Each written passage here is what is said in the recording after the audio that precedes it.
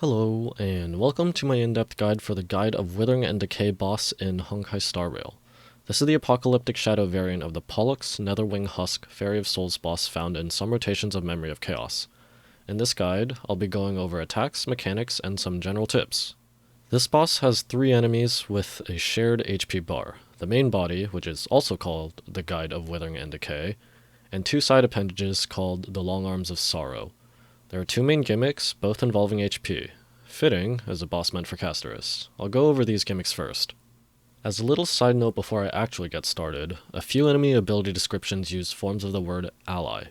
If you're like me, you might have initially interpreted this as the enemy's allies, but it actually means the player's allies.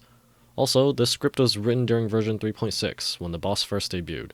Future iterations probably won't change mechanically, but may have different numbers. All numbers I use here are for 3.6.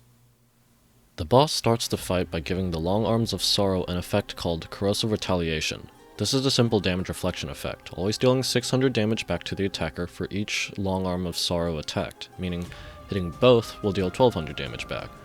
This fixed damage is denoted as atrophy damage, which cannot be shielded or distributed, so tough luck Fushan, but you really should not be using her here.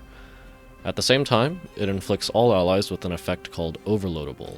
This is where the first gimmick comes in. Overloadable basically means that allies cannot be killed normally, and instead go into negative HP, where they gain another effect called Death Rattle. While a given allied unit is in Death Rattle, their damage dealt is reduced by 90% and weakness break efficiency by 50%.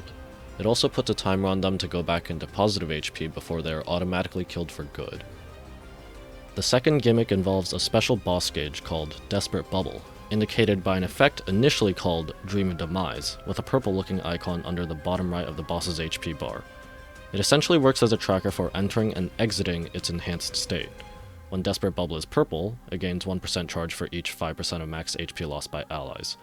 It also reduces the damage it receives and locks its toughness bar.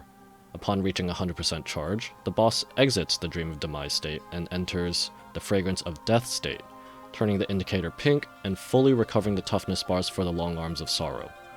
While under Fragrance of Death, it loses the damage reduction effect, not the one from Steadfast Safeguard, which is a general Apocalyptic Shadow effect, unlocks its toughness bar, and gains 5% speed. This enhanced state can be dispelled by dealing enough damage, which also causes the boss to lose a percent of its max HP and immediately become weakness broken. Now that I've explained the main gimmicks present throughout the fight, let's get into actual enemies. The Long Arms of Sorrow. So these enemies behave identically in Phase 1 and Phase 2 of the fight, and they don't have too much to them. The one on the right starts with Ice and Quantum Weakness, while the one on the left starts with Wind and Imaginary Weakness. Breaking either of them transfers its corresponding weakness to both the other arm and the main body, while also reducing the main body's toughness and overall HP. They have one relatively weak single target attack. When enhanced, they lose their damage reflection effect, their one attack upgrades to blast targeting with atrophy damage, and breaking them additionally heals all allies.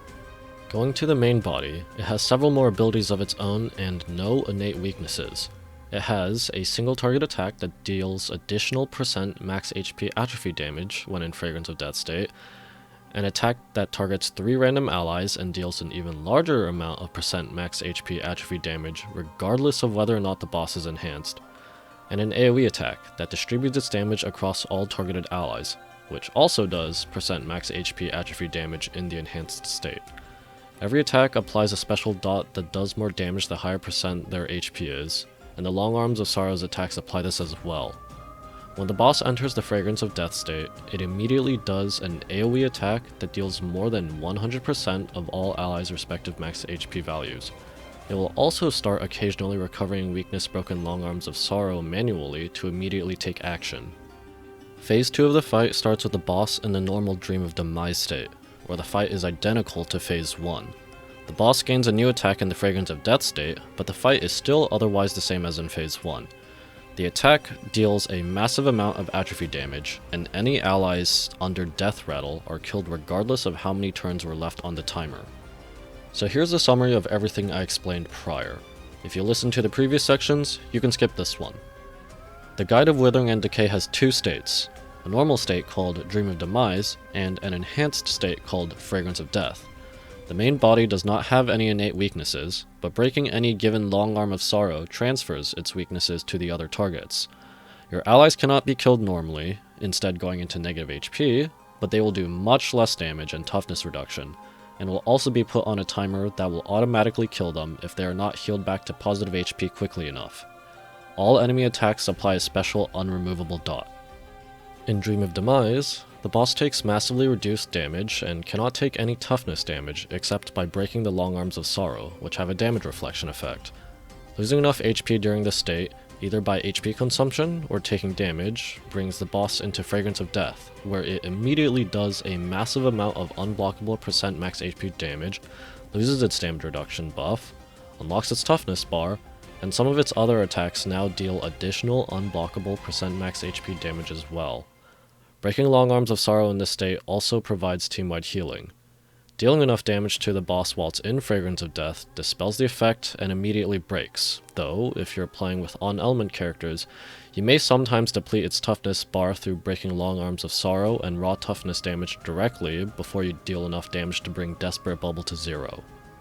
Phase 2 of the fight is essentially the same as Phase 1, beginning with Dream of Demise, and only gaining one additional attack during Fragrance of Death that will immediately kill anyone already in negative HP, even if their timers haven't fully counted down yet.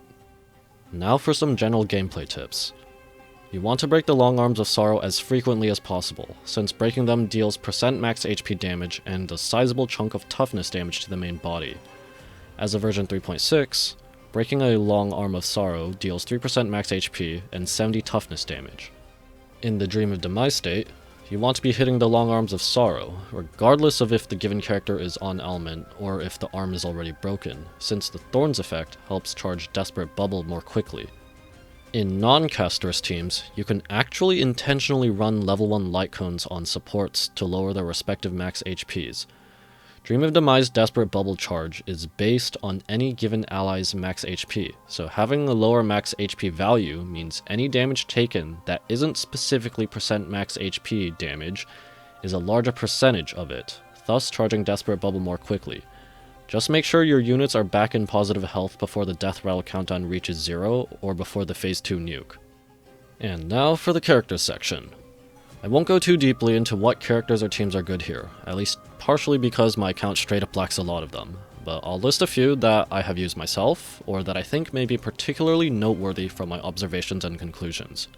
Castorous. The original Memory of Chaos version of this boss has a reputation for being a heavy Castorous shill. This version is no different in that regard. She's on element, her health consumption mechanics allow you to speed through the Dream of Demise state, several of the boss's attacks themselves charge her extremely quickly, and, if needed, having ally Pollux up can prevent an ally from truly dying to death rattle running out or the Phase 2 nuke. Evernight. Evernight shares a lot of similarities with Castorous in terms of mechanics, and is also on element as well. Gallagher. Gallagher is a top option for sustaining, and since his healing scales off of break effect, in non-Castorous teams, he could run a level 1 light cone without sacrificing his sustain capabilities in order to help charge Desperate Bubble faster. Ranmei is usually quite good in Apocalyptic Shadow due to increasing everyone's weakness break efficiency, and is also still a good generalist support if you lack a particular team's best in slot. Do note, however, that while extending the Long Arms of Sorrow's weakness break state means you don't have to worry about weakness getting removed from the main body as much, breaking them does do a substantial amount of toughness damage in itself. Anaxagoras. The weakness transfer mechanic has an annoying bit in that until a Long Arm of Sorrow is broken, blast and AoE attacks can only reduce the toughness for one target at a time. Anaxa circumvents this with his weakness implants. Any other on-element carries. While characters like the Herta, Archer, and Maide are certainly strong as a whole, the Guide of Withering and Decay is just so heavily designed for Castorous that other characters kind of just suffer. This is not to say that such characters are necessarily bad for this boss, and some of them may actually be the best choice if Castorous and Evernight are not available, but statistics show that they tend to not have very comfortable clears, even with top tier supports like Hyacine and Tribby. And that'll be it for my in-depth guide on the Guide of Withering and Decay Apocalyptic Shadow boss. If you got any questions, feedback, or suggestions, consider leaving them down in the comments below. If you enjoyed this video, found it helpful, and or enjoy my other content, please consider liking, sharing, and subscribing. Thanks for watching, and I'll see you next time.